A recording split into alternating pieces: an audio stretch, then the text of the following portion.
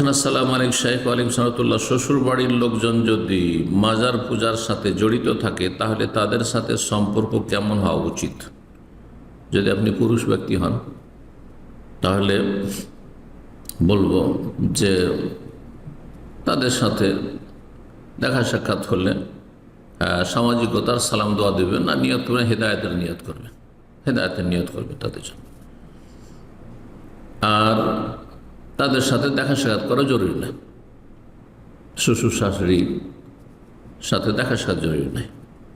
যদি আপনি একজন বোন হন আর আপনাকে তাদের কাছাকাছি থাকতে হচ্ছে, আপনার স্বামী তাদের কাছাকাছি রাখছে আর তারা শিরকি আকীদায় রয়েছে, তাদের থেকে প্রভাবিত হবেন না, তাদেরকে প্রভাবিত করার চেষ্টা করবেন। অর্থাৎ তাদেরকে দাওয়াত দিয়ে হেদায়েতের চেষ্টা করবেন, জাহান্নামের রাস্তা থেকে ফেরাবার চেষ্টা করে জান্নাতের পথে, কিন্তু তাদের পথের প্রতীক হবেন না। ফালা তোতে হবা, কখন আনুগত্য করবেন।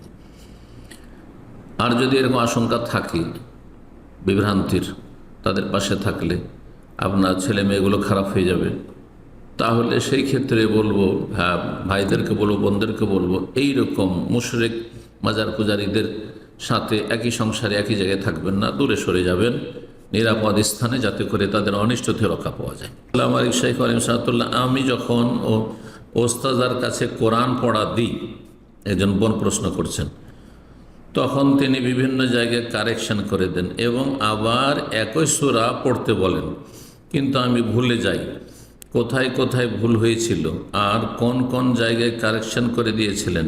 পরবর্তীতে পড়া দেওয়ার সময় একই ভুলগুলি করে ফেলি। শেখ বলছেন, শেখ এজন্য আমি কি আমার মুসহাফে পেন্সিল দিয়ে একটু চিহ্ন দিয়ে রাখতে পারবো কোথায় ভুল হয়েছে, যেন পরবর্তীতে পড়া দেওয়ার সময় একই ভুল না করি? জাযাকাল্লাহু খাইরান।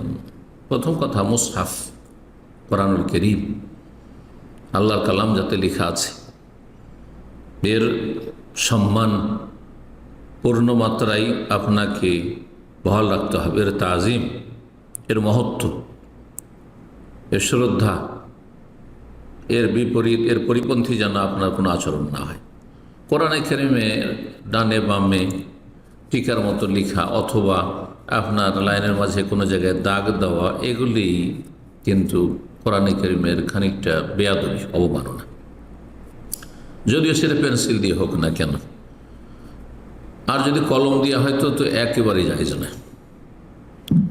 তো এই ক্ষেত্রে পরামর্শ দেব যে পেন্সিল দিয়েও সেখানে দাগ না দিয়ে আপনি আলাদা একটি পেপার রাখেন, খাতা রাখেন, নোটবুক রাখেন, সেখানে নোট করেন যে কোন লাইনে কোন শব্দটিতে কারেকশন করে দিয়েছে, সাথে সাথে লিখে নেন আর ওটা সামনে রেখে আপনি সংশোধন করেন আপনার পড়াশোনার। এটা বেশি ভালো, আপনার জন্য নিরাপদ।